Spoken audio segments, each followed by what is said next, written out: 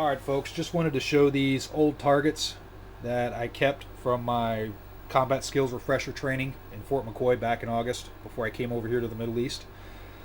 These are 25 meters, standard 25 meters zero targets for M16 or M4 series rifles.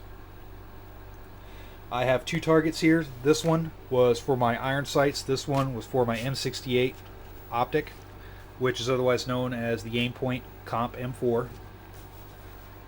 Now, the theory behind these targets is you set these up 25 meters away and you shoot at them. They're supposed to simulate, when you aim at this silhouette here, when this target is set up 25 meters away, it's supposed to simulate what a human silhouette looks like 300 meters away. That's the theory behind this. Basically, all you do is you shoot 3-round groups, you triangulate that group to determine the center of that group, and then you use that to either adjust or take away windage and elevation as needed to get on target. So first we'll start with my zero for my iron sights. This is my first group right here. I was shooting a little bit too fast, which is a habit of mine. When shooting a semi-automatic rifle, I sometimes get excited and I tend to speed up. That's something that I've always worked on and I've gotten better at over the years, but it's just, everybody has bad habits and that's one of mine. So, a little bit big. Just in reference, I don't have a tape measure, but here's my thumb. Overall, they're all small groups, but for 25 meters I could have done better. But anyway, we triangulated that, moved up. This is my second group. Still a little bit fast. I'm shooting too fast, opening up my groups. Third group, we left it at that. It was zeroed pretty good. You can see my last group. There's my last one. 3 rounds, and there's my thumb pretty much covers everything up except for that one round that I pulled. So it's all small groups. But you can see, it's hard to gauge relative size here when we're talking bullet holes from 5.56 ammunition, because 5.56 ammo leaves really small holes in paper. So again, there's my thumb, and we just called it good. The only reason I was shooting a little bit off was my trigger work. This is a prime example of what happens. I got used to my AK, that G2 trigger on my AK. Well, my standard issue M4's got a totally different trigger pull, and it was kind of jacking me up a little bit. So that just took me, a little bit of concentration on my part to get my mind squared away and tell my good old finger here that I'm pulling a trigger on an M4, not an AK. Anyway, here's my target for the aim point, my zero target. When you're doing aim points on these, here's the box. They want it to go a little bit low. So what you do, aim for center mass, and if you get a little bit low, then you're good to go.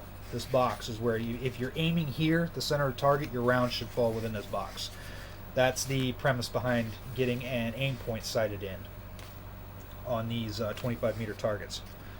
This is my first group, a little bit off. So we took that, adjusted my sights on the aim point. This is my second group, which was decent. It's not bad. There's my thumb again for reference. Now, I told myself, I said, all right, let's slow down just a little bit more and concentrate more on the trigger. And there was my last group. Basically one ragged hole with the aim point. I use my pinky, it's smaller than my pinky. There, kind of as reference. So, if anything, what this does is it shows kind of typical accuracy of an M4.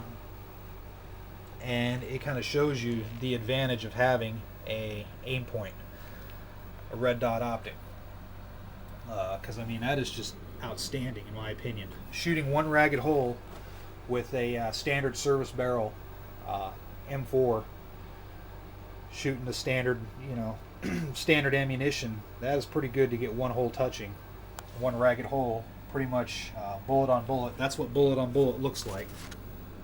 For any of you that's wondering, if you ever, I know people have thrown the term around here on YouTube before, but that's what bullet on bullet looks like when we're talking AR-15s.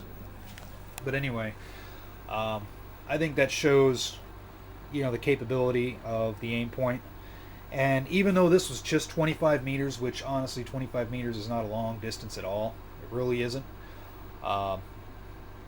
Still, for a close combat optic, able to literally put one ragged hole. I think that's a good thing for close combat work. It kind of shows true the premise, you know, wherever you put that red dot, if you got that optic dialed in right, wherever you put that red dot is where those bullets are going to go. So anyway, I'll go ahead and stop the video. This is just, again, something that I had. I kind of stumbled upon these targets. I forgot that I had them for the longest time. And I figured, well, heck, let's go ahead and post them up on YouTube. So with that, I'll go ahead and stop the video. Feel free to leave comments. Thanks for watching.